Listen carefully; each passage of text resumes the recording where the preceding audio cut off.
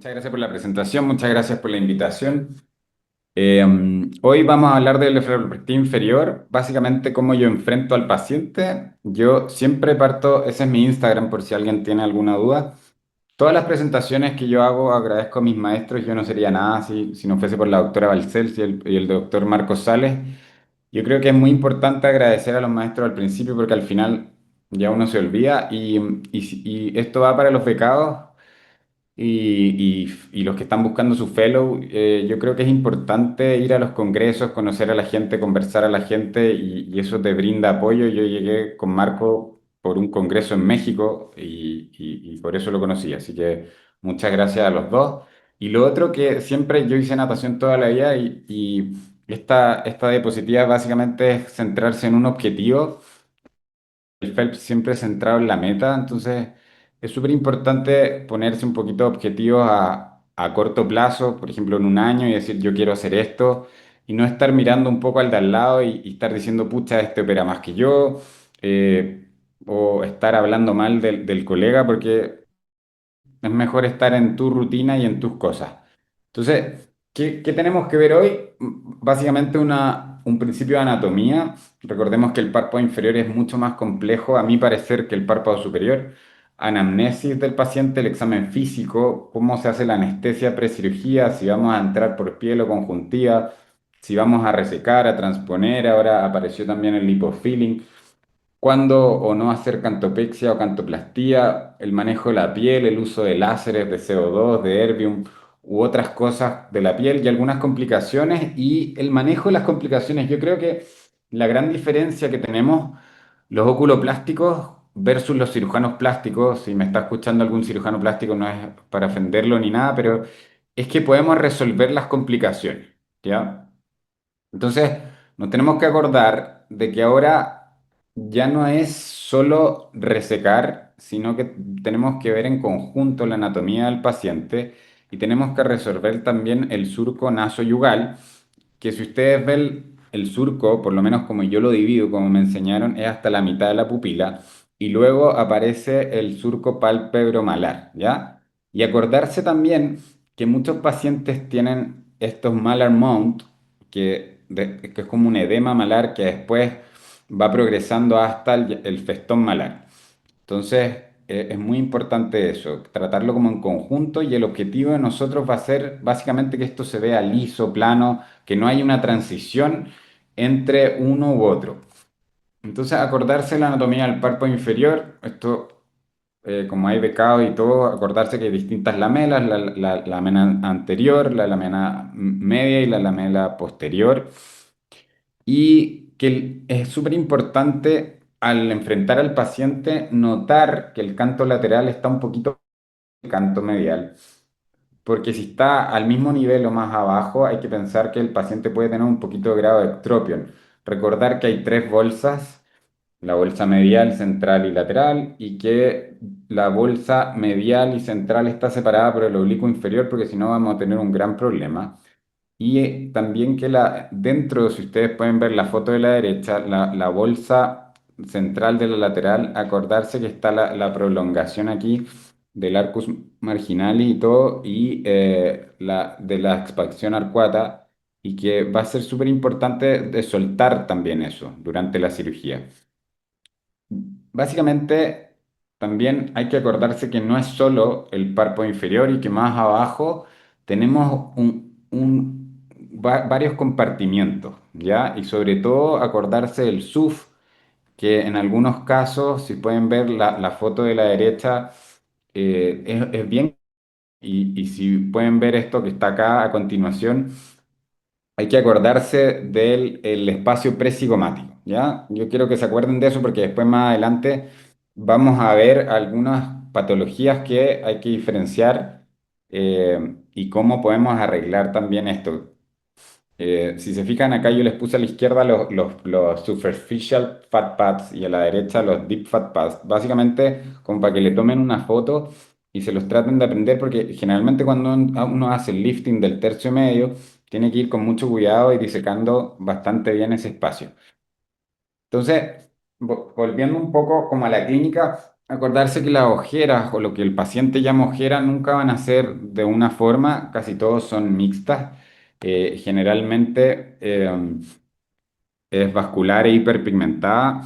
Acuérdense que la vascular generalmente cuando uno aprieta el ojo como que logra mejorar un poco y las hiperpigmentadas se mantienen. Y lo que nos compete a nosotros también, que son las bolsas, yo generalmente veo al paciente, lo primero que hago es ver esta clasificación que es de muchos años, que es la clasificación de Barton, y de acuerdo a eso yo voy viendo si hay bolsa, si hay tear flow o si hay... ¿y qué voy a hacer? Entonces, si ustedes pueden ver en la primera fotografía de arriba, es el grado cero, que prácticamente no hay bolsa y tampoco se marca el surco. A la derecha acá, no sé si se ve mi puntero, pero se puede ver que ya hay un poquito de surco y casi no hay bolsa, y ese sería un Barton grado uno. Después Barton grado 2 que ya hay bolsa y un surco realmente marcado, y el Barton grado 3 que ya el surco es muy, muy, muy marcado y con una bolsa prominente. Ahora, otra clasificación es la de Hirman, que yo también la uso en general, sobre todo en pacientes jóvenes me gusta más, es cosa de cada uno. Y hay uno que es una presencia sutil o recién una sombra en la zona medial, y hay una suave párpado de mejilla, que es lo que queremos lograr al final, una transición suave. El tipo 2 que ya tiene un surco más marcado y más lateral y tiene una mayor transición del párpado de mejilla, y el tipo 3 que es un surco muy muy marcado que va a abarcar todo el rebordo orbitario y hay una separación notable entre el párpado de mejilla, ¿ya? Acuérdense de estas clasificaciones porque dependiendo de eso va a ser nuestro tratamiento. Entonces, claramente cuando uno hace una pregunta a todos los pacientes por sus antecedentes mórbidos, los medicamentos, etcétera, pero ¿qué son las cosas claves que yo creo que si hay parálisis facial o tuvo una parálisis facial? Porque generalmente esos pacientes tienden mucho más al ectropión.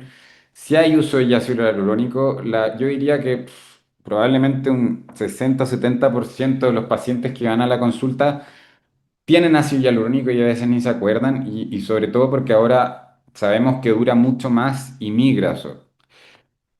Hablar sobre los medicamentos, sobre todo aspirina, anticoagulantes, los medicamentos psiquiátricos. Muchas veces los pacientes, lamentables, cirugía estética mienten mucho sobre sus patologías psiquiátricas, pero cuando uno les pregunta sobre los medicamentos, ahí dicen, pucha, doctor, sí, uso antidepresivos, uso quetiapina, uso medicamentos para dormir. Además, ver si el paciente tiene ojos secos, si usa lágrimas o no, preguntarle si tiene problemas de tiroides. Eh, yo nunca opero a un paciente que esté descompensado de la parte tiroidea con menos de 6 meses, porque generalmente hacen más edema, pueden hacer más retracción. eh, y la otra cosa es el tabaco, sobre todo porque el tabaco produce mala cicatrización, produce más edema. Ojalá los pacientes pudieran suspender el tabaco 2 a 3 semanas, y generalmente traumas previos para las cicatrices y sobre todo cirugías previas, porque los pacientes mienten. Yo trabajo en una clínica grande, eh, trabajo en dos clínicas. Una es una clínica meramente estética, que generalmente ahí son pacientes primarios, primera cirugía, y trabajo en otra clínica grande donde hay neurocirujanos y trabajo mucho con cirujanos plásticos. Entonces, los cirujanos me dirían mucho sus complicaciones y los mismos pacientes me mienten sobre las cirugías previas que se hicieron antes. Ahora, ¿cuándo no operar a un paciente de blefaroplastia inferior? Cuando es muy vago, cuando no sabe muy bien lo que quiere, cuando fue como que se le ocurrió ayer o cuando está muy apurado. Cuando tiene poca motivación también, porque hay que explicarle que es una cirugía, que a veces puede ser un proceso largo, que la recuperación en 6 a 8 meses, cuando la cirugía tiene motivaciones externas, cuando tienen expectativas poco realistas. Muchos pacientes, la semana pasada me llegó un paciente con una foto de David Beckham, y claramente eso no lo puedo lograr porque es un paciente moreno, chiquitito, un poco gordo, entonces no se puede llegar a David Beckham, claramente. Cuando hay múltiples cirugías previas, cuando hablan mal de sus cirugías previas o hablan mal de otros cirujanos previos, ojo con eso, cuando tienen litigios previos, cuando hay una actitud perfeccionista, eso como que ojo o cuidado. Las fotos previas, hay varias páginas que les puse ahí como para poder sacar las fotos, siempre tratar de hacer varias proyecciones. Acá me faltó la proyección con los ojos hacia arriba, pero siempre es importante y con el mismo fondo y tratar de que sea la misma luz. Durante el examen físico nos vamos a fijar en qué tan pigmentado tiene la piel, el tipo de piel por el fototipo, sobre todo si le queremos hacer algún tipo de láser, si es que hay exceso de piel, si es que hay pérdida de volumen, la laxitud del tejido, hacer un buen examen y ver si tiene ectropion. Con la rosácea es algo súper importante. Yo creo que la rosácea ocular está muy, muy subdiagnosticada en nuestro entorno y como oculoplástico, sobre todo porque los pacientes quedan con epífora postoperatoria bastantes meses, no solo en cirugía oculoplástica, sino también en cirugías de catarata. Estos pacientes hacen más problemas, se les epitelizan los puntos lagrimales y muchas veces son un dolor de cabeza. Ver si hay ácido hialurónico, sobre todo presionar la zona, ver si tienen signos de Tyndall, cosas azuladas y eso sirve mucho porque tu cirugía va a cambiar si es que hay ácido hialurónico. Ver la superficie ocular, la sensibilidad corneal, si tienen hipoplasia malar. El vector negativo es muy importante. Me llegan muchos pacientes con vector negativo que son altos miopes con muchas complicaciones porque no de oculoplástico, pero sí de cirujanos plásticos con mucha retracción o que el cirujano plástico intentó hacer una tira tarsal y quedan con una banda realmente debajo del párpado y empeoran su vector negativo y quedan con muchos problemas. La proptosis, el Scleral Show y la distancia margen reflejo 2 que recordemos que si es más de 5,5 habla de que el paciente milímetros puede tener un ectropio. Entonces, eso es como uno llega y enfrenta al paciente, además de examinarlo, de preguntar por la anamnesis, yo creo que hay que plantear, siempre les digo ya, ¿qué vamos a plantear? ¿Y cómo lograr una relación con el paciente? Eh, yo por suerte tengo muchos pacientes y siempre me interesa también saber un poco de su vida y también les cuento un poco de la mía. Y si veo que no me están entendiendo o que no estamos logrando confianza, generalmente les digo, pucha, ¿sabe qué? Mejor opérese con otro doctor. Y le explico los pros y los contras. Entonces, ¿cuándo no voy a operar y cuándo voy a preferir fillers? Este es como el primer tip. Generalmente es como paciente joven, ojalá menor de 40 años. Generalmente a todos los mayores de 40 años los prefiero operar. Hay excepciones claramente. Generalmente tienen un buen tono de piel, tienen generalmente piel gruesa, porque si tienen piel fina, generalmente quedan con un poquito de Tyndall y generalmente sin hiperpigmentación de la piel. Ahora, también que no tengan edema malar. Porque llegan muchos pacientes con unos festones malares increíbles que al final son solo exceso de ácido hialurónico, sin historia de retención de líquidos, surco de ojera leve moderado y sin hipertrofia del orbicular.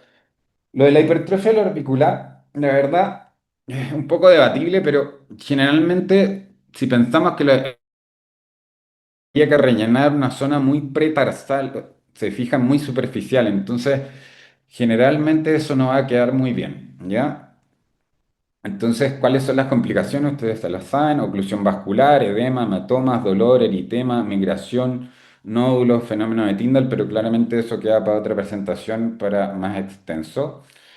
Y lo que sí es súper frecuente y me pasa mucho son blefaroplastías inferiores con ácido hialurónico previo. Entonces, lo primero con estos pacientes es tener un ecografista muy confiable, ya que sea muy bueno, que te pueda decir qué tipos de sustancias, porque a veces los pacientes no solo tienen ácido hialurónico, sino que tienen hidroxiapatita, tienen un montón, hasta silicona. Eh, hay que disolver lo más posible, generalmente bajo eco. Si no lo pueden hacer ustedes bajo eco, mandar a alguien para que lo haga bajo eco. Y a veces son varias sesiones y con un tiempo adecuado.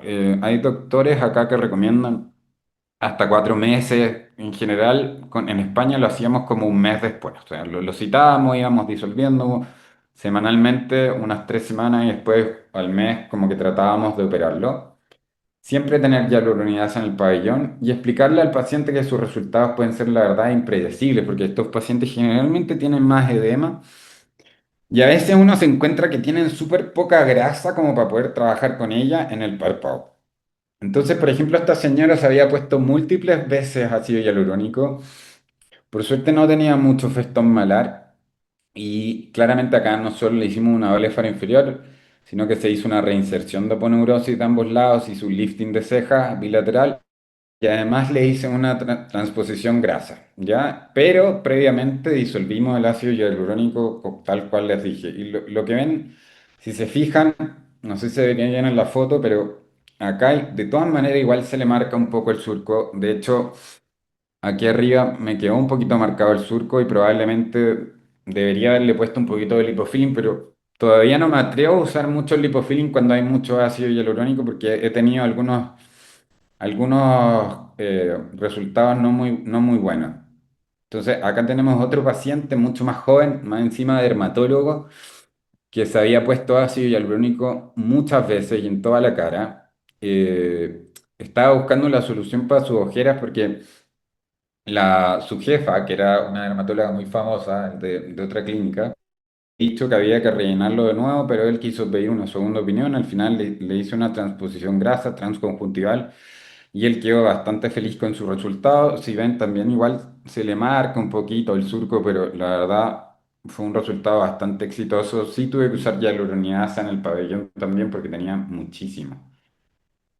Entonces, vamos a ir viendo algunos como tipos de pacientes que llegan y básicamente qué recomendaciones como que a mí me ha ido bien. Entonces, obviamente uno tiene que tener un pabellón o quirófano adecuado. Generalmente para la bléfara superior no me importa mucho operar solo, para la bléfara inferior idealmente con un ayudante, esa es mi asistente arsenalera, pero siempre también con un ayudante igual es bastante adecuado. Buena luz, las lupas, si tenemos una luz también Frontoluz sirve mucho y lo otro, si uno está haciendo transposición, un tip que me enseñaron en España es como ir moviendo la mesa, o sea, un poquito levantando o bajando la cabeza al paciente como para poder ver mejor el surco que estamos haciendo, ya sea supra o subperióstico. Entonces, en cuanto a la anestesia, yo siempre uso una solución de lidocaína, bupi y adrenalina diluida. Le podemos poner o no ácido tranexámico, pero sí, yo se los recomiendo. Me ha ido mucho mejor poniéndole un poquito de ácido tranexámico y también me ha ido mejor con el ácido tranexámico endovenoso, sobre todo para el edema post-op. No tanto quizás para el sangrado del endovenoso, pero sí para el edema post-op está muy demostrado. Generalmente uso 2 a 4 ml en cada párpado. Anestesiar ver el canto lateral porque generalmente lo asocio a una cantoplastía o una cantopexia. Bloqueo el nervio infraorbitario, ahí les di las dos opciones que tienen para bloquearlo, puede ser directo o puede ser transoral. He usado anestesia general apenas 3 veces y fueron en dos pacientes que eran marido y mujer y en otro paciente le tenía miedo a las agujas, pero generalmente no lo uso. Entonces, aquí viene la disyuntiva siempre de si abordamos todo por piel o por conjuntiva. Estas son solo mis recomendaciones, ustedes pueden tomarlas o dejarlas. Acá yo tengo un profesor que es Rosa que todavía sigue usando el abordaje por piel. Yo no lo uso, yo prefiero mucho más el abordaje por conjuntiva. También dejé de usar sutura de tracción. Y me es más cómodo, me es más rápido, pero cada uno ahí tiene que ir viendo lo que más le resulte, ¿ya? Yo creo que el abordaje por piel toca el septum, o sea, toca el orbicular, perdón, y por eso no me gusta, porque yo creo que más la retracción está dada más por el orbicular, más que por el septum mismo, pero cada uno puede verlo también como a uno le guste. Acá también tenemos otra cosa que siempre se pelea, si entro preceptal o poseptal. Recordar que para entrar preceptal es como justo debajito del tarso, como 1 milímetro, y poseptal nos vamos ya a 4, 5 o 6 milímetros bajo el tarso. Lo bueno de la postseptal es que uno llega y ya tiene las bolsas. Lo incómodo, por ejemplo, si uno está haciendo transposición, a veces es que las mismas bolsas te molestan como para pasar la sutura. Eh, Ahí lo vamos a ver más a continuación.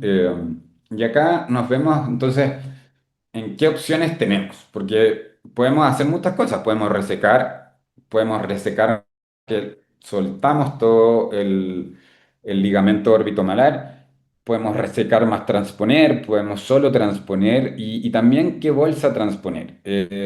La verdad he buscado un montón de trabajos sobre esto, son todos retrospectivos, me leí todos los de esta presentación y no hay mucho, pero sí sobre qué bolsa transponer, yo creo que al final da un poco lo mismo, ¿ah? Quizá aquí podemos discutirlo después, sino que es más bien el de la bolsa que uno transpone. Hay colegas que solo transponen la medial, hay colegas que transponen la medial y la central separadas. Yo las transpongo juntas, hago como un pedículo con las dos y transpongo las dos. Eh, pero me ha pasado con muchos pacientes, sobre todo que tienen traumas previos, que no tienen grasa y a veces la bolsa medial es muy pequeña y solo puedo transponer la bolsa central o al revés. Y me ha pasado ya con 6 pacientes que en un ojo tuve que transponer la bolsa central y en otro transpuse la bolsa medial en el otro ojo. Y la verdad quedaron bastante parecidos porque el volumen de la bolsa a transponer era parecido. Eh, sobre cuándo reseco grasa, es en pacientes mayores con mucho volumen. Cuando volví de España, que volví como en diciembre de 2023, enero de 2024, como Marco hace el 100% de sus pacientes de transposición, empecé a hacer el 100% de mis pacientes de transposición y la verdad que me fue más o menos mal en este tipo de pacientes, en pacientes mayores con mucho volumen, que a lo mejor tienen un Barton 1 y 2, un Hillman 1. Ahora estoy resecando, pero siempre libero el surco, siempre. A pesar, hago como que voy a hacer una transposición, pero al final no la hago y reseco. Entonces libero todo y nos va bastante bien. De hecho, hay varios trabajos que muestran que en un ojo, de hecho, hay un trabajo que incluso tiene 50 pacientes que es de Garwal, pero no lo tengo acá porque lo iba a poner, pero no puedo ver mis notas. Eh, y él hizo 100 pacientes y en 50 pacientes no liberó el surco y en los otros sí, y la verdad, la satisfacción del surco era mucho mejor. Yo ahora estoy haciendo el mismo trabajo, llevo 28 pacientes enrolados y estoy liberando en el ojo derecho y en el ojo izquierdo no, y hasta el momento los pacientes del ojo derecho están mucho más contentos que el ojo izquierdo, se les nota mucho menos el surco. Así como recomendación, si van a resecar, yo sé que puedes demorarte un poco más, pero yo por lo menos me gusta liberarlo. Lo podemos discutir después también. Por ejemplo, este paciente, un paciente de 68 años, la verdad tenía un surco bastante marcado, si ustedes pueden ver y unas ojeras marcadas, además de tos y obviamente y todo. Y como era tan complejo, en primer lugar había puesto, ya, voy a hacer una transposición, pero la verdad él quería una recuperación rápida, tenía una novia en Ucrania, una cosa así, o en China, ya no me acuerdo, pero quería viajar pronto. Entonces, y finalmente le hice una resección más liberal y la verdad el resultado él quedó bien contento. También en pacientes jóvenes, muy demandantes, yo creo que es buena opción. Esta era otra niña que también tenía un viaje pronto, no me acuerdo dónde, Alemania creo, y la verdad, solo resecando, claramente hay que no resecar mucho y liberando todo, la verdad se logra un buen resultado y se evita el tema del edema post-op de la transposición, que a veces están bastante tiempo y les molesta bastante a los pacientes. Ahora, cuando hacemos transposición grasa, eh, yo generalmente, como les dije, creo que estoy haciendo como un 80-90%. Marco el surco, hago siempre transconjuntival. La verdad, eso de pre o postseptal es lo preseptal. Pero por cómo yo paso la sutura. ¿Ya? Hacemos una disección hacia el arcus. Si es que nos fuimos preceptal, lo que sí les recomiendo es abrir el septum lo mínimo posible. Yo siempre creo los pedículos estos con cotonitos de medial y central y uso una sutura que va a entrar por piel eh, y generalmente lo más grande posible, la aguja. Yo creo que al final cuando uno está haciendo transposición, el problema, y yo he visto que por qué se demoran los cirujanos es porque la aguja es muy pequeña. Pero si uno tiene una aguja grande, la verdad, uno hace cirugías en unos 40, 45 minutos, incluso menos, y no hay problema. Y yo siempre lo hago subperióstico, porque no me gusta mucho el contorno que da el supraperióstico, aunque la evidencia dice que da un poco lo mismo, pero a veces me han quedado algunos granulomas y cosas que no me gustan. Entonces, acordarse cuando uno está haciendo acá la transposición que hay que soltar muy bien los pedículos grasos y hacer este inverse shoe shine que lo describió Guy Masry y ahí lo tienen en una foto de un paciente mío al lado. Eh, es sumamente importante y lo otro que muchas veces he tenido algunas complicaciones, no yo, pero me han llegado de pacientes que le han hecho transposición y efectivamente sueltan bien esto, el shoe shine, bajo el músculo, pero no han soltado bien el pedículo del párpado, ¿ya? Del párpado inferior arriba, como que les queda un poco sujeto y hacen un poquito de retracción. Em, Eso, básicamente. Aquí les quería mostrar cómo yo siempre uso el Zen Miller, que la verdad cambió mucho mi forma de cirugía y si ustedes se fijan, logramos llegar al espacio ahí superióstico bastante fácil y si se fijan también dónde están mis marcas, eso también me ha llamado la atención que muchos cirujanos hacen las marcas muy cerca del reborde. Yo las hago muy lejos. Marco me enseñó que tienen que estar por lo menos cerca del ala nasal entonces, si se fijan, hay dos puntos ahí. No les puedo mostrar videos porque lamentablemente no me dio la autorización la clínica, pero aquí hay un punto que uno entra con la aguja y en el otro voy a salir con la aguja. Y es muy importante lo más lejos posible.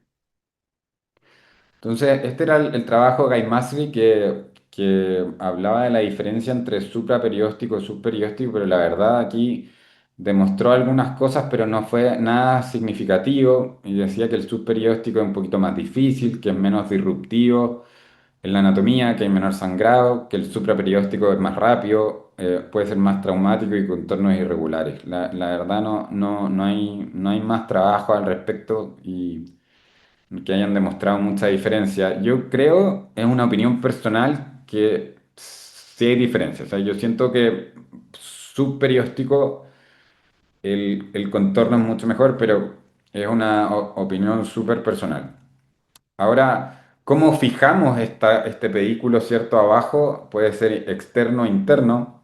Eh, y si ustedes se fijan, el externo es mucho más rápido, es más fácil de aprender y te permite llegar más abajo, pero podría ser menos segura, dicen los papers. Pero la verdad, si uno está viendo con el Zen Miller dónde está tu aguja, si tu aguja es grande y ves dónde está entrando, la verdad es súper seguro.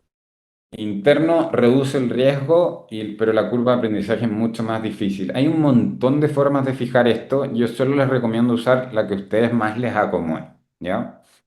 De hecho, hay doctores que fijan algunas bolsas justo al reborde, ¿ya? Hacen unos métodos de fijación interna justo al reborde y a mí no me gustan especialmente porque siento que después cuando uno toca el párpado de ese paciente les quedan como algunas pelotitas.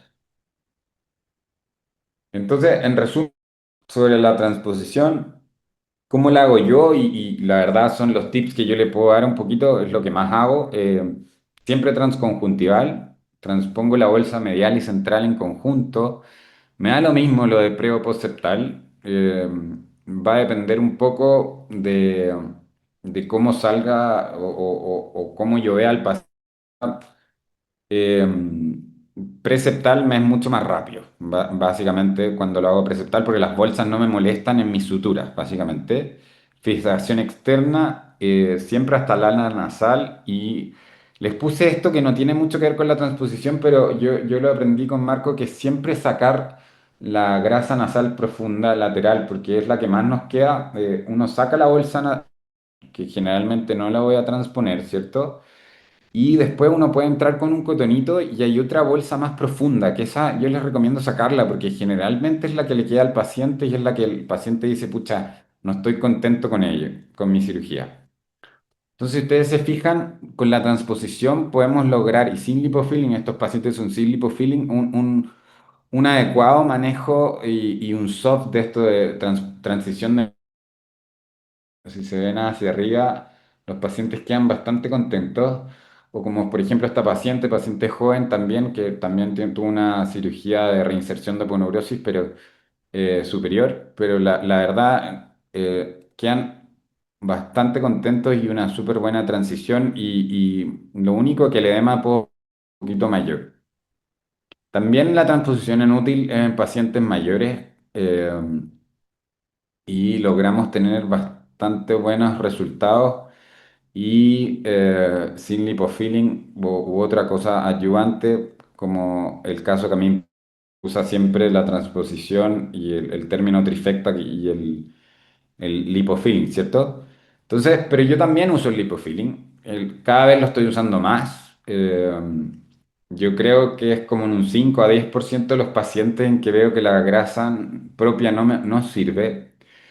Yo siempre la uso con transposición grasa. Yo creo que el lipofilling solo, a diferencia de lo que le veo a muchos no me gusta. Los pacientes al final, a los 6 meses, siento que se ven un poco más hundidos, que recordemos que el 32% de la grasa va a quedar a los 16 meses, entonces igual hay que sobrecorregir. Y da algunas complicaciones como irregularidades, granuloma, edema, etcétera.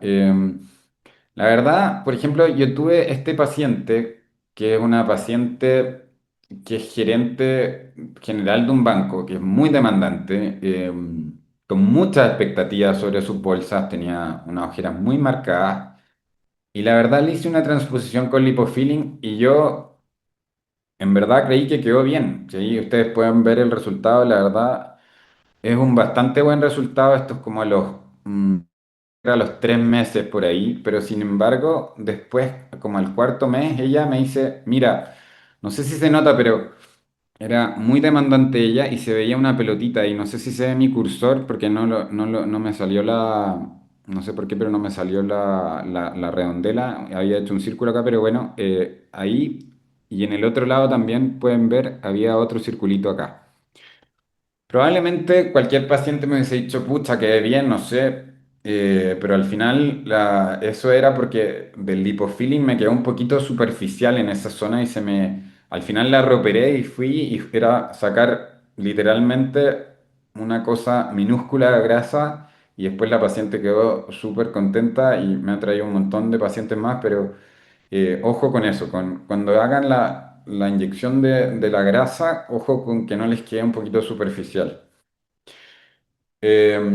Ahora, si nos vamos a la literatura, ¿qué sería mejor si reposicionar o hacer lipofilling? Hay varios trabajos al respecto. Acá les puse un trabajo que salió ahora hace poco eh, y la verdad les iba mejor con la transposición grasa 2 y 3 en general en Barton 2 y 3, pero también hay otros trabajos del mismo año, que son del 2025 que al final hablan que es mejor el lipofilling. O sea, yo creo que, porque hay el tiempo operatorio, que es más corto, que hay menor edema, las desventajas son las típicas, el tiempo de vida, el mal contorno, pero yo creo que al final, como en todas las cosas, uno tiene que ir mirando a varios cirujanos, uno tiene que tratar de hacerlo todo, saber hacer todo y ver lo que más le acomoda a cada uno y a cada paciente. Es bastante difícil tener una regla. Yo siempre digo, no todos los pacientes son iguales, no se puede hacer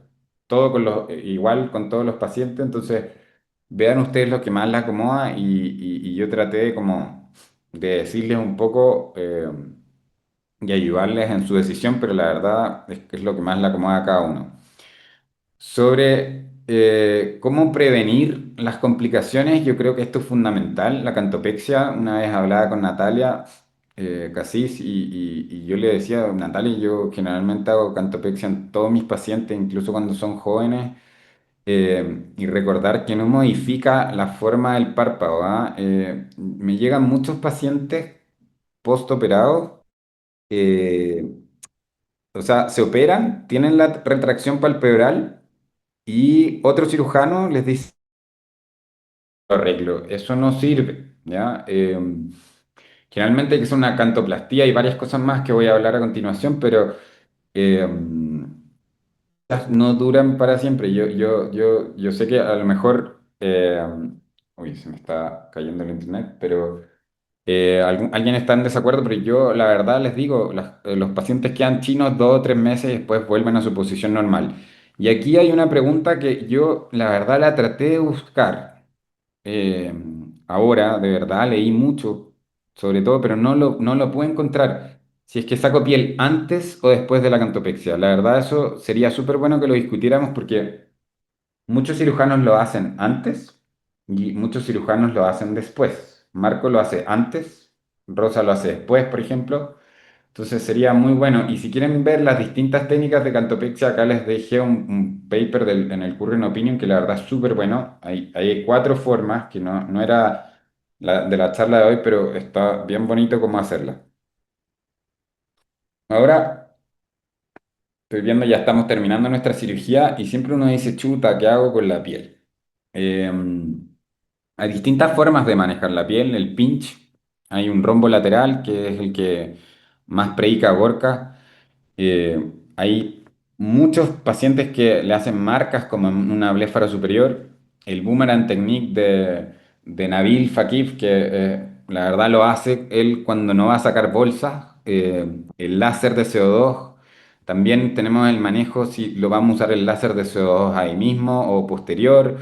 O los exosomas también, si queremos usarlo, o el NSTF o el nanofat. Hay un montón de cosas, de hecho, hay radiofrecuencias después, hay peeling. Hay muchas cosas, pero yo les quise hablar un poquito del láser de CO2 que está tan de moda. Yo creo que el láser de CO2 llegó, o sea, llegó hace harto tiempo, la verdad, pero yo creo que es un plus y que uno tiene que tenerlo, ¿ya?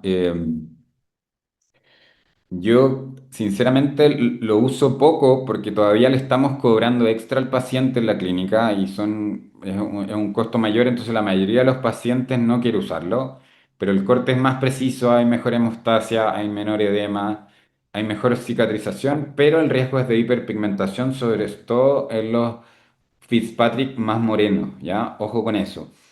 Eh, Ahora, los resultados a largo plazo, lo dice Guy Mass, lo dice Camin Parza, lo dicen otros doctores famosos que son iguales a usar el electrobisturí, ¿ya? Ahora hay otros tipos de láser también, el Erbium láser, que está saliendo. La verdad, yo trabajo con varios dermatólogos y una de ellas que usa solo Erbium, no le gusta el láser de CO2 y ella me dijo por estas razones, que tiene menor longitud de onda, es menos profundo que el CO2, da menos hiperpigmentación y la recuperación sería más rápida. Sin embargo, al ser menos profundo y menos potente, el efecto es menor, ¿ya? De hecho, este paper mostraba que hacían eh, cirugía de blefaroplastía superior con el láser de CO2 como para sacar mucha dermatochalasis y abajo como tenían poco exceso de piel los pacientes solo le hacían un resurfacing con Erbium Jack y la verdad tenían súper buenos resultados. Ahora los exosomas, ¿qué son los exosomas? Los exosomas están hace rato también en la medicina, se usaban en cicatrices, se usaban en distintas cosas, de hecho se usan ahora hasta en el pelo, pero básicamente lo que tienen que saber es que suben el TGF-beta, que es como antiinflamatorio entre comillas, y bajan las metaloproteinasas y el TNF, el factor de necrosis tumoral alfa, que básicamente son cosas proinflamatorias. Entonces, lo que hacen es van a ayudar a la estimulación del colágeno y con eso mejoran la elasticidad de la piel, mejoran también la calidad de la piel y reducen la inflamación. Da para hablar una charla entera de los exosomas, pero es otra cosa que yo sí estoy usando y la verdad me ha ido muy bien, sobre todo con las arruguitas, esas que no podemos corregir a veces con la cirugía. Los pacientes quedan súper felices y si tienen un dermatólogo amigo que los ayude, yo creo que es súper fundamental saber y usarlos. Otro producto súper bueno son los NSTFs, que básicamente son un conjunto de vitaminas que nos ayudan bastante a la hidratación y la nutrición, también estimulan el colágeno y también me ha servido un poquito para reducir la pigmentación de algunos pacientes, ¿ya? Además de los peelings. Eh, y lo otro, el nanofat, que es como el líquido de oro según John Bareño y otros cirujanos. Ahí está cómo se hace máquina de centrifugación, lo pueden hacer ustedes con jeringas, no hay problema. Y básicamente va a estimular también la producción de colágeno y mejora considerablemente las arrugas, la calidad de la piel, cicatrices y quemaduras. Ahí está una foto de un nanofat que recién he hecho. Y lo estamos usando bastante y nos ha ido muy, muy bien. Yo creo que con el nanofat me ha ido mucho mejor incluso que con los exosomas. Eh, Ahora, otros casos que llegan bastante frecuentes, y sorry si me estoy extendiendo mucho, es el manejo de la hipertrofia del orbicular. ¿Ya? La hipertrofia del orbicular es un tema siempre de los pacientes jóvenes, sobre todo, y mi mejor sugerencia de verdad es decirle al paciente, es normal, es joven, no hay que tocarlo. Las Kardashian lo tienen, está de moda y eso ha servido mucho. Eh, Te puede quedar una retracción. Ahora, si resecan un poco de piel, y esto es algo que no tiene evidencia, pero pueden reducir un poquito con un bipolar, así, para bajar un poco. O también el Botox también sirve mucho, pero también encontré este paper que la verdad hacen como una translocación del músculo, o sea, toman la porción pretarsal del orbicular y la bajan a como una zona más orbicular, si se fijan en la foto A y la B. Y la verdad los resultados eran bastante buenos, a mí me da un poco miedo hacerlo, yo siento que igual pueden quedar los pacientes con retracción y yo la verdad, sinceramente no hago nada con la hipertrofia del orbicular, así que también ese puede ser un tema para la discusión. Eh, Otra cosa que siempre nos encontramos son las bolsas malares. Acordarse que hay un edema malar que la gente joven incluso la tiene, después aparece como un montículo y después festón malar.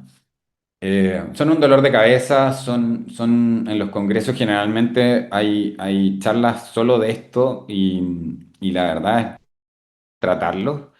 Por ejemplo, este paciente tenía 80 años con tremendos festones malares y la verdad esa es una foto a las 3 4 semanas, la verdad. Lo que hice fue un lifting del tercio medio acá un poco y una resección de bolsas le hice y la verdad él quedó súper contento, además de una cirugía de tosis superior. Eh, es un poco semántico, la verdad, pero generalmente hay que diferenciar si es congénito o adquirido. ¿Por qué? Porque el congénito eh, generalmente no es solo por la laxitud del músculo orbicular, que es por lo que es el adquirido, sino que también hay mucha grasa en el espacio presigomático, que fue los espacios que les mostré antes someramente, pero también habría que sacarle un poquito de grasa a los que son congénitos.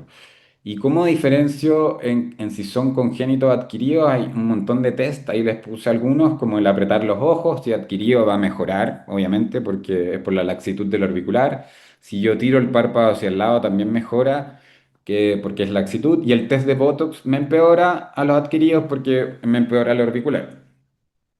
Eh, entonces, les puse tratamiento, la verdad, nada me ha servido mucho más que hacer el lifting malar. Médicos hay montones. Yo generalmente se los mando al dermatólogo un poco y sobre todo si tienen ácido hialurónico, obviamente hay que drenarlo con hialuroniasa.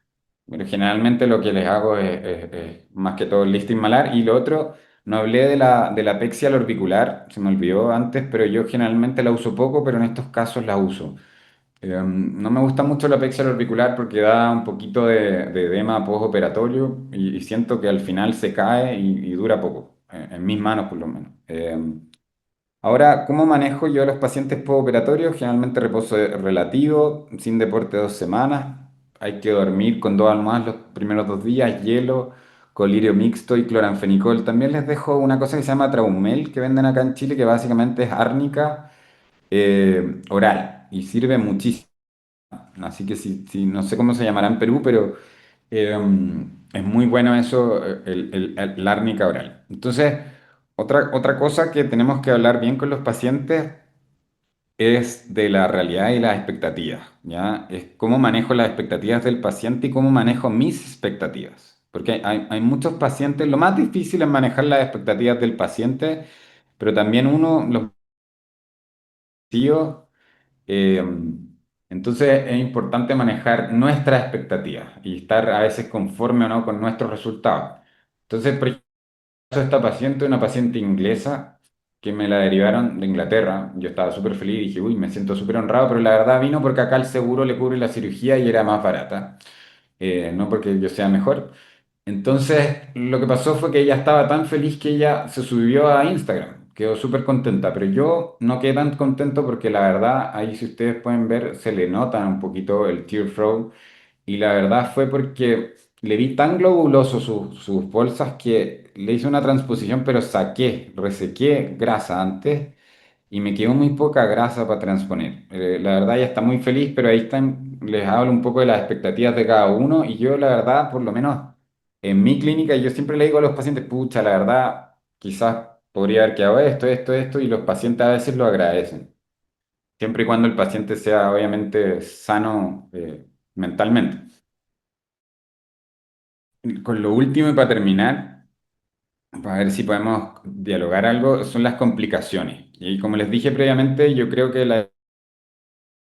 es que tenemos que tener un manejo perfecto o casi perfecto de las complicaciones. Entonces, otra cosa que es súper importante es conocer tus limitaciones y pedir ayuda. ¿Ya? Yo en un congreso, conversando con una reputada y joven oculoplástica, que no vamos a nombrar claramente, además que es mi amiga, pero ni siquiera voy a decir el país, pero me dijo cómo era posible que yo todavía hablara con Rosa, con Marco de los casos. Yo generalmente pregunto cuando tengo dudas y yo creo que también es súper válido preguntar entre los colegas y ser humilde con tu conocimiento y también con el conocimiento de otros, porque la verdad, a veces tu opinión me ayuda mucho a hacer mejor mi cirugía. Entonces pida ayuda. Entonces, dentro de las complicaciones siempre va a estar la hemorragia retrovulvar, que es la más grave, y yo creo que todos los oftalmólogos, no solo los oculoplásticos, deberían saber hacer una cantotomía y cantolisis para evitar esto, ¿ya? Generalmente yo las hago en el box, les pongo un poco de lidocaína en el box de urgencia, no las subo a pabellón y los pacientes quedan bastante bien. El año pasado tuvimos varias en la clínica, sobre todo de cirujanos dentistas, porque los dentistas al final, como acá no hay ley de especialidades, se han puesto a hacer blefaroplastías inferiores y tuvimos varias que quedaron sangrando y no se dieron cuenta. Eh, con respecto a las cicatrices, si van a entrar por piel, por lo menos recordarles que los párpados no producen queloides. Este es un review del 2023, pero sí producen cicatrices hipertróficas, ¿ya? Así que ojo con eso. La diferencia es que la cicatriz, el queloide va más allá de tu incisión inicial, la cicatriz hipertrófica se agranda la cicatriz, pero no pasa más allá de la cicatriz inicial, ¿ya?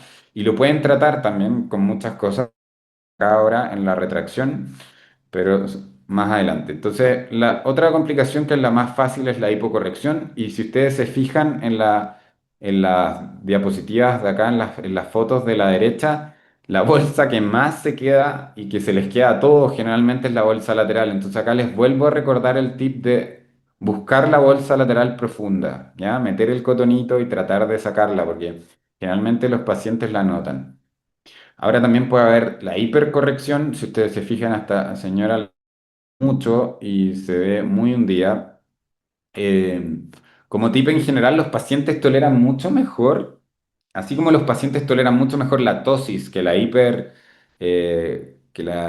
¿cómo se llama? La hipercorrección en el párpado superior. Acá también los pacientes a veces toleran mucho mejor estar hundidos que quedar con bolsa, ¿ya? Por suerte. Esto acá podemos hacer lipofilling, podemos hacer inyecciones de ácido hialurónico y mejorarla. Yo creo que otra complicación, quizás no la más grave, pero la que más tenemos como culoplástico es la retracción palpebral, ¿ya? Por lo menos en la clínica donde yo trabajo me llega una o dos a la semana. Y ahí está las causas, puede ser por excesiva resección de piel, de la lamela media, ¿ya? Y ahí tenemos que hacer el test de elevación del párpado inferior.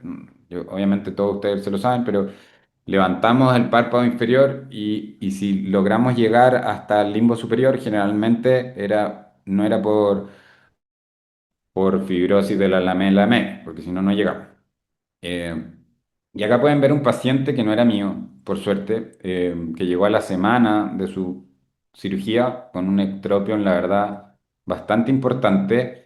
Y la recomendación acá, en general, le habían hecho una incisión subciliar, entonces lo primero es sacar la sutura, con eso de verdad mejoran bastante. Pueden ponerle triamcinolona, corticoides. Pueden ponerle 5-FU, que es 5-fluoruracilo, que en general la dosis es de 50 miligramos por ml. Y generalmente uno le pone, espera 2 semanas o 3 semanas y se repite hasta 4 veces. Y lo otro también que le pueden poner es Restylane, ¿ya? El ácido hialurónico sirve bastante. Ahí si quieren le sacan una foto. Ay, se me olvidó decirles que por favor no le saquen fotos a las fotos de los pacientes, porfa. Eh, y hay que hacerlo así, como en oleadas, ¿ya? Entonces uno va pinchando en esos puntos y la verdad mejoran bastante. Ahora, todos, si hay pacientes más graves como esta es una paciente que operó a un cirujano plástico por segunda vez y quedó así, tiene mucha retracción. Claramente ya el tratamiento médico no sirve, a esta paciente hialurónico, pero al final terminó con un lifting del tercio medio, con injerto palar y una tira transósea que la verdad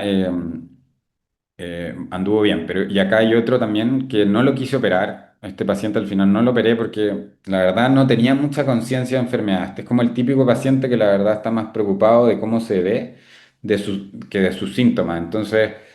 no lo quise operar, lo derivé con otro cirujano, así que, porque no hubo una relación de confianza, la verdad, pero también en su caso el ojo, los dos ojos, si tenemos una retracción de la lamela anterior, la verdad, con lo piel uno anda bastante bien. Mi lugar preferido para sacar los injertos de piel es la cara interna del brazo, de los brazos, que generalmente ahí la piel es bien finita con un dermátomo. Y también no está muy hiperpigmentada, como le llega poco sol y los pacientes andan muy bien. Eh, Acá hay otros ejemplos, por ejemplo, si ustedes se fijan a la derecha, acá hay un paciente que tenía una retracción que no era tan severa, pero sí con un injerto paladar y una tira transósea, la verdad queda súper bien. Y si se fijan, el otro sí tenía mayor retracción y ahí hubo que hacer un lifting de tercio medio más una tira tarsal transósea y un injerto paladar y la verdad con un muy buen resultado. Este otro paciente también aquí se ve su evolución. Había tenido tres cirugías plásticas previas en Brasil, poca conciencia de enfermedad, pero lamentablemente era hermano de mi tío, así que hubo que operarlo igual. Eh, y con un injerto paladar más una tira transósea, ustedes ven acá, es como un poquito después en la tercera foto de que le retiré la sutura del injerto paladar.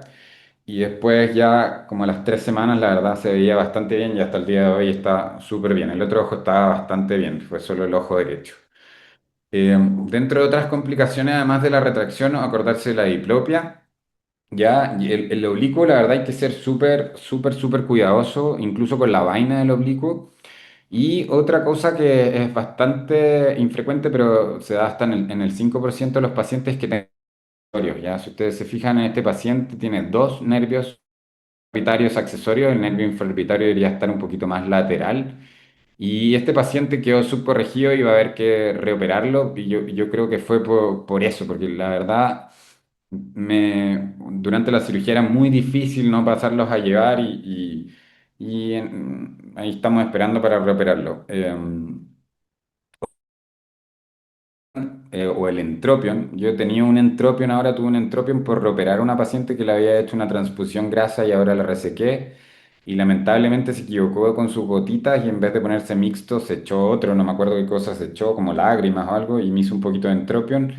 He tenido dos Symblefaron, un Symblefaron tuve que corregirlo con injerto de paladar y un Frost y quedó súper bien. El otro Symblefaron se lo voy a mostrar a continuación y la verdad lo resolví en la consulta. A veces hay solturas de los pedículos adiposos en transposición, sobre todo si es que hacen una transposición muy, muy arriba, muy cerca del reborde orbitario, traten de hacerla más abajo. Y los granulomas grasos también es frecuente, ¿ah? Entonces este era el Symblefaron, si ustedes la ven, se le hizo una transposición grasa en ambos ojos inferior, a más de una bléfara superior. Pero si ustedes notan en el párpado inferior izquierdo hay una muesca ahí un poquito. Y a la paciente le molestaba porque se le tocaba una pestaña. Como era chiquitito el Symblefaron, y fue por hacerlo preseptal, ¿ah? La incisión, ¿ah? Probablemente si lo hubiese hecho postseptal quizás no le hubiese ocurrido. Pero se resuelve con tijera Westcott en la consulta y ahora está súper bien la paciente. Granuloma, esta paciente no es mía, también es otra paciente de otro cirujano plástico que me la derivó como para poder resolver la retracción que le hizo en el ojo derecho claramente y por qué le habían quedado granulomas. La paciente lleva 3 meses y medio operada y él trató de hacer una transposición grasa, pero como les decía, era demasiado cercana al reborde. Si ustedes se fijan, está incluso más arriba del reborde del granuloma. y no anduvo muy bien, además que fue una cirugía de 5 horas, eso un poco, no sé la verdad qué pasó con ese cirujano, pero eh, hay que resolverlo, claramente. Eh, y para terminar, y perdonen si me extendí mucho, eh, yo creo que todos tenemos que saber hacer un lifting del tercio medio, un estiramiento del medio facial, y la verdad acá les puse como los pasos un poquito y para qué sirve esto. Y tenemos vía coronal, vía endoscópica, ya abordajes locales también. Eh, no solo nos sirve para la retracción del párpado postoperado, sino también para el ectropion paralítico severo, para retracciones palpebrales severas y también a la blefaroplastia inferior. Entonces, ¿cómo yo hago esto? Los pasos principales son tres básicamente, no es tan difícil. Hay que acceder al reborde orbitario, hay que hacer una desperiostización del maxilar y del malar y hay que suspender los tejidos blandos supraperiósticos a estructuras rígidas, ¿ya? Entonces, si ustedes ven acá les puse que uno puede tener tres abordajes, puede ser por piel, en el uno o el 2 preceptal o el 3 poseptal.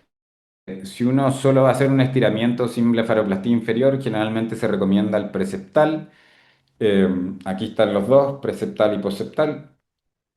Ahora, cuando uno llega al reborde, uno tiene que hacer ahí una incisión y empezar a disecar subperiósticamente, ¿ya? O supraperiósticamente. Y acá les puse, este es un dibujo de Andrea Sales buenísimo, que es la hermana de Marco, que básicamente nos muestra la diferencia entre de cuándo, cómo yo hacer. Por ejemplo, la zona verde sería solo un estiramiento más estético, ¿ya? Y que lo puedo extender hasta la zona rosada si quiero hacer un poquito más. Pero ya la zona azul, si ustedes se fijan, llegamos mucho más abajo y es un estiramiento ya para corrección, ¿ya? Y si pueden ver, cuando uno quiere hacer un estiramiento reconstructivo, uno tiene que ir a hacer una incisión a nivel gingival que uno la puede extender mucho más que la foto que está ahí, si es que necesita más, si es que necesita llegar más a medial. Y gracias a eso uno puede liberar todo el malar. ¿Ah? En verdad, la gracia, y aquí se los pongo, uno tiene que lograr como una bisagra, la verdad. No tengo un video bueno de esta cirugía, pero sí el movimiento de la mejilla es súper fácil, ¿ya? Y lo otro, que aquí son las marcas, como uno las hace después para los puntos, generalmente tiene 3 puntos de fijación, si ustedes se fijan, porque también yo lo hago con una incisión a nivel temporal, entonces son al final 3 puntos que van a fijar mi cara y van a subir, y después ahí está el punto como lo paso por la boca, y después generalmente, y una vez lo hablé con Aldecoa, que él no lo hacía siempre, pero yo generalmente lo hago con una tira transósea y que anda muy bien. En la tira transósea les recomiendo también entrar con la aguja al revés, con la sutura al revés, y es mucho más fácil que si uno trata de pasar con la aguja directo.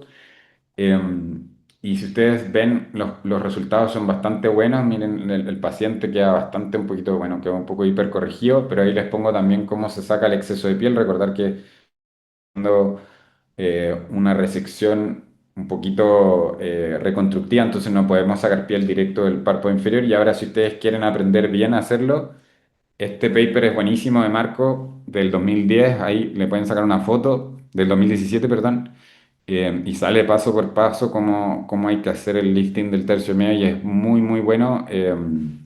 Y ahora les quiero mostrar un poco no se me agregó el injerto paladar, pero les quiero mostrar, denme un segundo, que les quiero mostrar básicamente cómo este video lo grabamos y lo presentamos en un congreso, pero la verdad... Si ustedes se fijan, ahí están las marcaciones del paladar. Después hay que preparar el sitio. O sea, lo primero es sacar anestesiar la zona. Después uno prepara el sitio de honor. Todavía no hemos sacado el injerto. Y ahora recién vamos a sacar el injerto. Siempre hay que hacer una incisión bastante superficial para no generar fístulas. Y lo otro que la anestesia, ojalá bloquear también el nervio y poner una anestesia muy superficial. Y se hace con un bisturí eh, y bastante superficial. El video no se ve. ¿No se ve el video? Ay, perdón. A ver, déjame ver si lo puedo. Qué bueno que me dijiste. Espérame un poco. Y yo estaba hablando del video y no, y eso que lo puse en otro. Dame un segundito. Espérame un poco. Déjame ver el zoom. Perdonen, ¿eh? Eh, Dejar de compartir. Disculpas, yo pensé que el video se veía. Les pido disculpas. Déjame ver si puedo compartir pantalla ahora. Zoom. Perdonen. Compartir. Aquí está. Dame un segundo. Que lo que pasa es que lo tenía guardado, pero se me perdió. Y ahí se ve. Perdonen, ¿me confirman si se ve? Sí, ahí se ve, sí se ve. Vale, entonces mira, lo que pasa es que primero lo que hay que hacer es demarcar la zona del paladar. Yo siempre uso paladar, ya no uso concha de oreja ni nada, porque, o aloder uso en estos casos, pero el paladar es súper bueno. Incluso se puede hacer bilateral. Y yo antiguamente le decía a los pacientes, oiga, por favor no coma cosas picantes por una semana, ají o cosas así, pero la verdad últimamente he tenido dos pacientes que se han tomado hasta un pisco sour, de verdad un pisco sour el mismo día de la cirugía y no les duele. ¿Ya? O sea, post-op, claramente. Y entonces ahí se ve cómo uno puede hacer la incisión, o sea, la anestesia. Tratar de no poner mucha anestesia en el injerto, porque y pasar, y ya. Y he tenido una fístula que la tuve que resolver con otorrino. Por suerte en la clínica hay de todo. Eh, y lo otro es como que la misma anestesia te ayuda un poquito a disecar, porque tú quieres solo la parte superficial. Entonces lo voy a adelantar un poquito. Entonces ahí se ve cómo, bueno, antes estaba la del lecho, perdón, que me la salté, es que antes, y aquí lo que hacemos, básicamente el injerto va a estar entre el tarso y la conjuntiva. Entonces hay que soltar un poco los retractores, liberarlo y, y ahora pueden ver lo otro, otro tip muy bueno cuando uno está haciendo, si se fijan, partimos de abajo hacia arriba para que la sangre no te moleste. Entonces, y después disecamos súper superficial. Entonces ahí se puede ver todo esto. Claramente yo era el camarógrafo de esto, así que no grabé tan bien. Y lo voy a adelantar un poquito. Y entonces, eso es otro tip de usar ese tipo de electrobisturí para y coagular muy poco, ¿ya? También evitando fístulas, ¿ya? Y lo dejamos ahí con ácido tranexámico y en una gasa. Y el paciente está despierto, ¿ah? Esto es con sedación ya en anestesia local, no es con general. Entonces ahí, si pueden ver, le dejamos eso y él que se apriete con su lengua. Y ahí está el injerto. Y si ustedes se fijan, lo bueno de este video, hay muchas formas de suturarlo, pero esta forma que la verdad obviamente no la inventé yo, la inventó Marco, es buenísimo. La parte inferior, ustedes la suturan con una sutura corrida, ¿ya? En general puede ser un Vicryl 6.0, por ejemplo, y como no va a molestar a la córnea, es corrida, ¿ya? Y la parte superior, uno entra por fuera de la piel y las suturas como si fuese transfixiante, ¿ya? Con una no absorbible, ¿ya? Porque la otra era absorbible, una sutura absorbible. Entonces, si ustedes lo logran ver, ahí se me tapó ahí, pero bueno, es como una sutura transfixiante y que la entra por piel y sale por piel, ¿ya? Entonces es transfixiante a la conjuntiva que es el borde superior, ¿te fijas? Porque la otra, la parte inferior está suturada ahí al tarso. Entonces, y con eso, la verdad, genera muy buen resultado. Entonces, eh, lo voy a adelantar un poquito y entonces para que vean cómo sale ahí uno después sutura y te queda esa sutura y uno la saca a los 7 días, ¿ya? Entonces, eso lo querían ver porque es súper bueno, eh, una manera de, puedo ahora compartir ahí está. ¿Ahora se ve mi presentación o no? No. ¿O se ve todavía el video? Parece que estoy todavía El compartiendo. video, sí.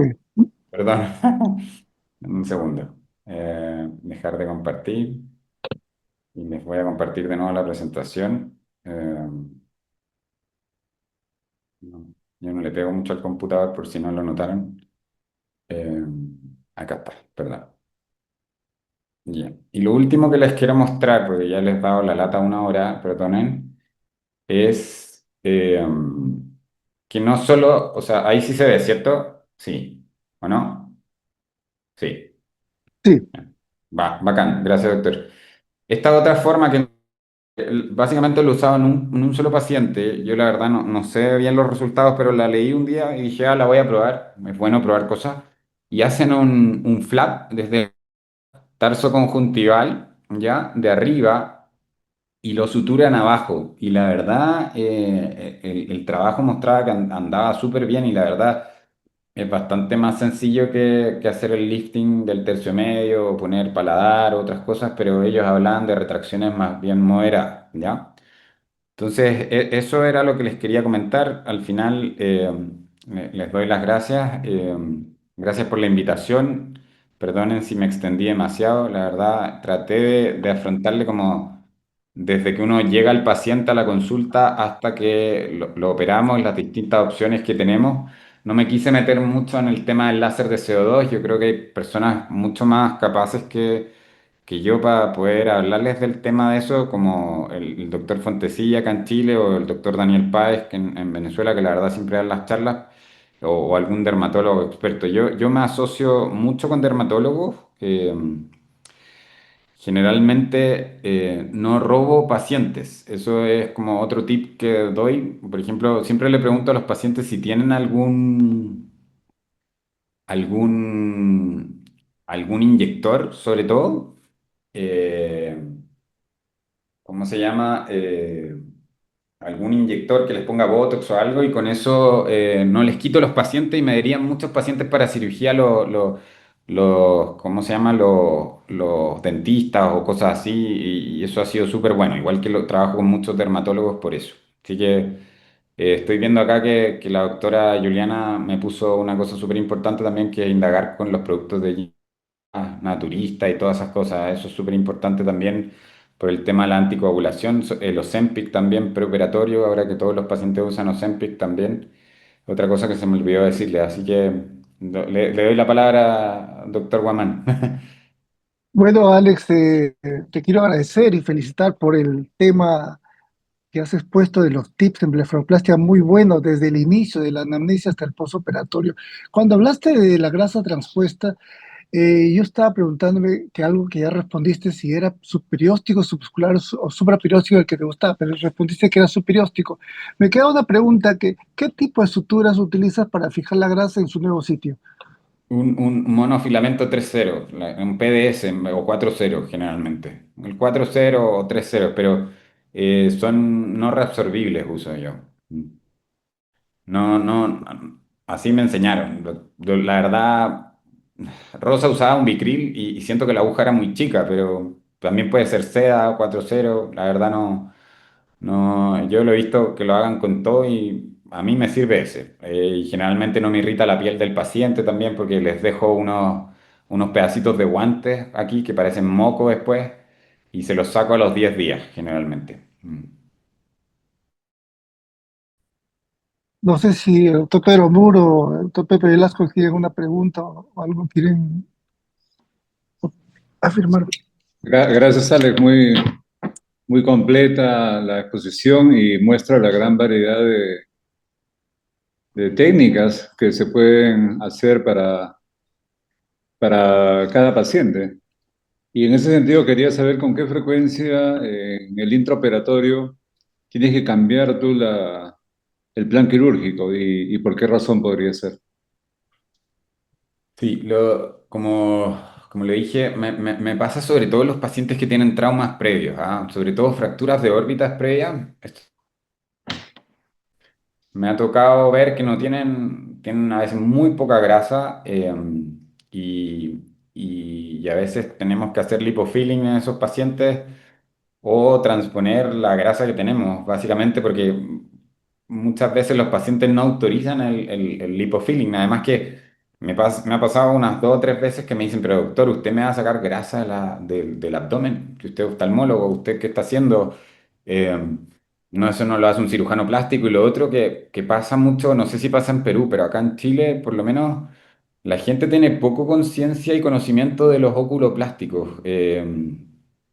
Yo creo que como sociedad de oculoplástica han hecho un trabajo excepcional los últimos años, dándonos a conocer. eh, y nos falta todavía, nos falta. Yo todavía hago cirugía refractiva, pongo lentes Panoptics y cosas así, y tengo muchos pacientes de eso, y a veces los pacientes se sorprenden y me dicen, ¿usted hace párpados? Y pierdo muchos pacientes a veces por falta de confianza en que el oftalmólogo va a hacer la cirugía. En España no pasa eso, yo creo que en España está un poquito más ya que el oculoplástico el que te tiene que hacer los párpados, y sobre todo para evitar complicaciones y sobre todo porque tú puedes resolver las complicaciones. Porque de verdad, yo como trabajo en una clínica muy grande y con muchos cirujanos plásticos, llegan por lo menos dos o tres a la semana con problemas, y hay pocos cirujanos plásticos que de verdad te mandan al paciente antes o te dicen, opéralo conmigo, o ayúdame con esto, ayúdame con la transposición, o ayúdame con la tosi, o ayúdame con el lifting del tercio medio, no sé, me pasa muy frecuente que hay muy pocos que lo hagan. Entonces, la verdad, generalmente el plan lo cambio poco, muy poco, pero me ha pasado sobre todo en pacientes con trauma, doctor.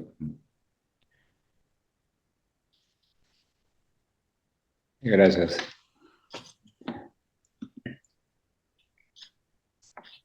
Hola, Súper. buenas noches. Hola, doctora Yayi, ¿cómo Eh, está? sí, ¿cómo está, Alex? Mucho gusto, qué Gusto verla de nuevo. gusto escucharle. Sí, estaba viendo ahí, te felicito, muchos participantes y veo acá, está por ahí mi maestro, el doctor Colombo, está Ximena, doctor Garrote, hay muchos oculoplásticos expertos por ahí. Tienen posibilidad de abrir sus micrófonos y cámaras si es que desean participar o opinar, qué técnicas utilizan cada uno, no sé, sería interesante escucharlos.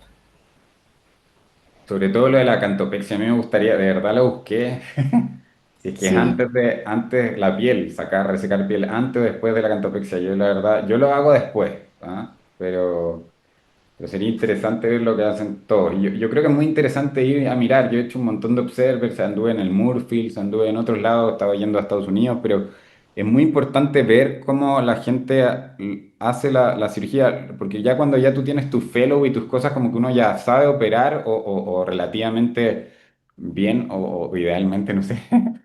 Pero es bueno aprender cómo lo hacen los expertos, sobre todo. Así que ahí sí, si Jimena quiere hablar o alguien sería súper bueno, que tiene mucha más experiencia que yo. Así que el doctor Garrote, no sé si está como... Hola, hola a todos, soy Jimena. ¿Cómo estás, Alex? ¿Qué tal?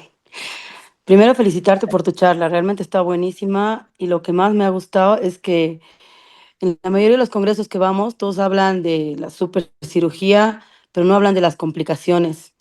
Y creo que el párpado inferior especialmente es uno de los más difíciles de operar, porque al parecer todo va a quedar bien y luego no queda tan bien como uno quisiera. Yo recorto la piel después de hacer la cantopexia. Y sobre la cantopexia, igual, tengo varias dudas de cuál sería la mejor técnica, porque en algunos casos me ha funcionado la cantopexia vía bléfaro superior, en otros casos subir desde el canto superior, no solo al borde del párpado, sino también al músculo orbicular. Natalia, por ejemplo, lo hace tomando el tendón cuando sube. O sea, esto que tú dices de ir a rotar con varios, realmente es espectacular porque uno aprende varios tips de cada uno. Pero la técnica que tú estabas mencionando de Jeremía, me la comentó ahí en Buenos Aires y realmente es muy buena para las retracciones palpebrales. Me ha gustado mucho, no le he podido hacer en muchos casos, porque hasta me parece más difícil que las que yo hacía, pero los que he hecho me ha gustado el resultado, o sea que tal vez habría que probarla más, esa técnica. Es un poco confusa hasta para leerla y hasta cuando él te la explica en directo es confusa, pero no sé si la estaré haciendo tal cual él le explica, pero realmente es una técnica que parece ser muy buena para los casos de posoperados con retracción. Y efectivamente vamos a ver más casos de retracción cada vez porque todo el mundo opera párpado inferior, o sea que no sé cuál será la técnica ideal. En algunos realmente, incluso sin injerto, me ha funcionado y en otros me he quedado corta a pesar de todo. o se me ha caído después de un tiempo. Creo que es un reto la retracción post-bléfaro, ¿no? Y felicidades, de verdad, muy linda charla. Sí, yo quería saber qué estaban haciendo ustedes con la hipertrofia del orbicular. También eso es un tema porque casi todos los pacientes jóvenes lo tienen, sobre todo mujeres jóvenes, y a veces hay mujeres que cuando les digo, oye, no voy a hacer nada con eso, se van y van con otro, claramente. Yo lo que hago es tomarles foto mirando hacia arriba y les muestro los dos montículos, ¿no? El orbicular y la grasa, ¿no? Le digo, esto, la grasa inferior es lo que vamos a retirar, transconjuntival, que es lo que normalmente hago, y lo de arriba es un reborde de músculo, que eso no va a salir, que es, como dices tú, un signo de juventud. Entonces eso se va a seguir notando, porque quitarlo ya por piel, ¿no? Como que uno se expone a retracción. Entonces prefiero no tocarlo y advertirle antes de la cirugía. Y bueno, sí, un poco de retracción de piel. Nosotros estamos usando el láser CO2 también, dependiendo, prefiero evitarlo en verano, ¿no? En invierno sí, casi en muchos pacientes ayuda mucho. No sé si alguien más quiere hacer algún comentario. Doctor Guamán, doctor Muro, Pepe está por ahí también, creo. Muy, muy bonita tu charla, muy completa, Alex. Te felicito. No, gracias a ustedes por la invitación. Así que, y todos están invitados a Chile cuando quieran. Gracias, Alex. No veo en el chat, no veo si es que hay más preguntas y no sé si Lucho quiere hacer alguna pregunta. Por mi parte, agradecerte por tan buena preparación y exposición de la charla y motivación para que, como tú dices, los oculoplásticos nos demos más a conocer en la especialidad. Creo que Lucho Sí, no puede... Ah, ya claro. ya hice la pregunta que tenía que hacerla y nada más agradecer a Alex por tan buena charla que nos ha mostrado y, y despedir pues hasta una próxima oportunidad que nos veamos, Alex, en algún congreso Sí, o en algún lugar. Sí, le no. vamos a hacer llegar su certificado en nombre de la Sociedad de Oftalmología. Muchísimas gracias. Gracias también a todos Muchas por gracias, participar. doctor Guamán, doctor Muro. Muchas gracias a todos por escucharme. Espero no haberlos aburrido. ¿No? No, al contrario, muchísimas gracias. Un abrazo a Gracias a todos. todos. Chao, chao. Gracias. Chao, Pepe. Chao, chao, nos vemos. Muy Chao. buena tu charla. Chao, Chao. chao, Ximena. Chao, Jimen.